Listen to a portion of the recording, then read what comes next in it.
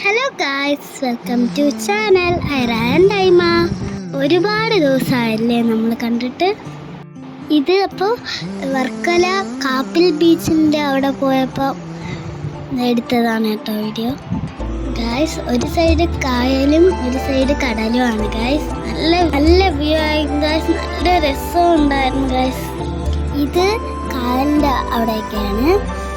ഇവിടെ ആകുമ്പോൾ കുടിക്കാനൊക്കെ പറ്റും ഗായ്സ്. ഇവിടെ കടലാണ് ഗായ്സ്. ഇവിടെ പാറക്കല്ലൊക്കെ കൊണ്ടിട്ടിട്ടുണ്ട്.